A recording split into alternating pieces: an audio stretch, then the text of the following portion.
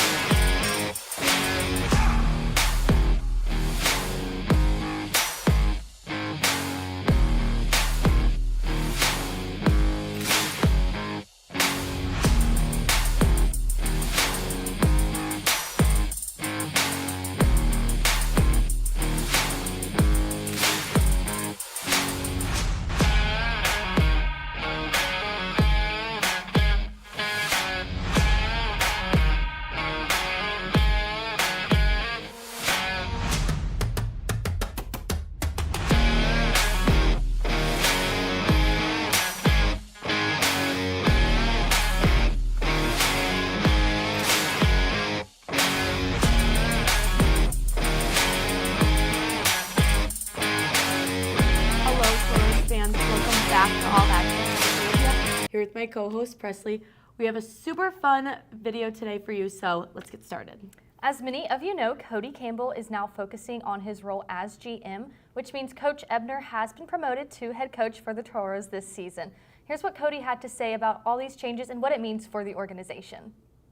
Hi Tauros fans, I'm Preslie and today I'm joined with Cody Campbell. And as many of you know, there have been some restructuring going on with the coaching staff, so Cody's going to tell us a little bit about that. So just tell us what led to that decision of kind of stepping away from the bench and taking on the general manager position full time.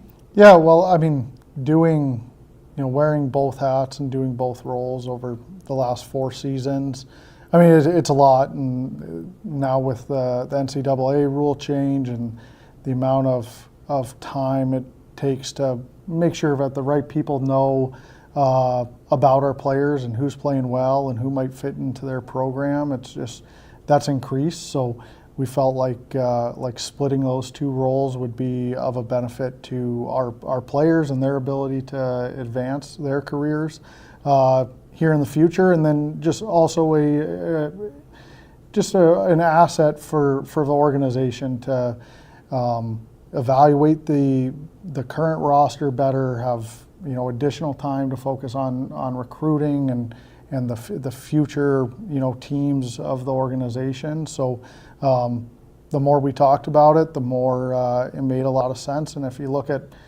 hockey at really all levels now, even college hockey, their teams are hiring GMs. Pro hockey, you have the GM and head coach are separate roles. Other junior leagues, hockey at higher levels that's how kind of the staff is structured. And fortunately, we were in a position that we were able to do that. I was able to step into the role just focusing on the GM duties, and we're really confident that Ebbs could take over as head coach and continue to build on what we've done here in the past and make that even greater.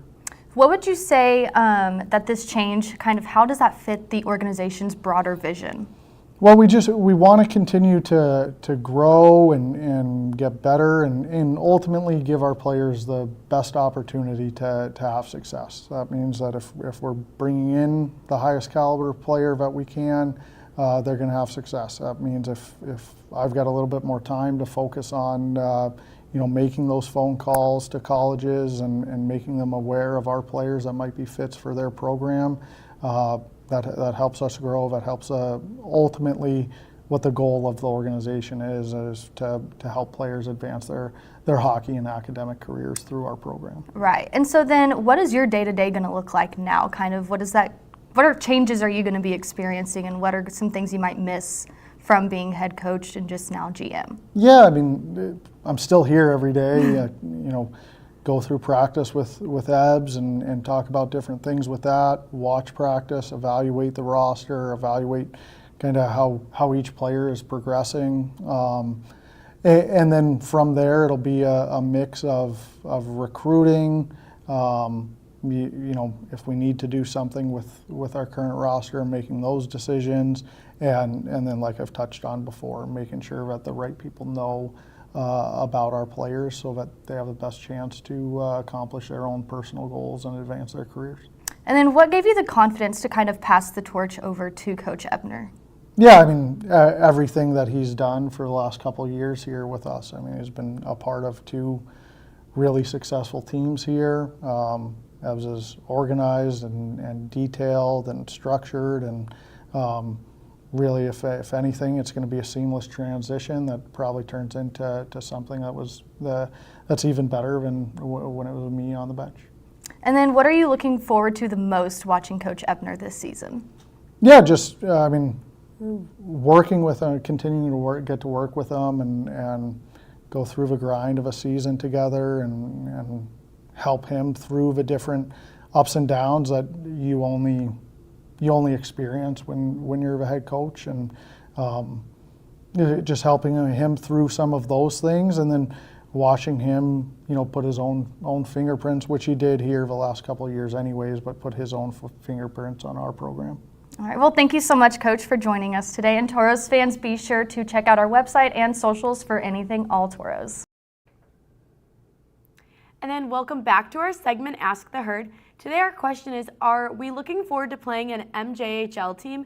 We actually got Cody and Tyler Ebner, our new head coach, to respond to that, in which they said it is going to be super cool to play a team that we've never played before, especially because we wouldn't normally play them during the season.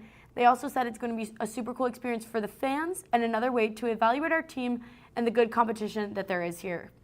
And speaking of good competition, War in Watford starts tomorrow night at 8 p.m. It is in Watford City at the Rough Riders Center against the Bismarck Bobcats. And if you can't make it to Friday night's game, there is a game Saturday night at 7 p.m. So we hope to see you at one or both of those games this weekend.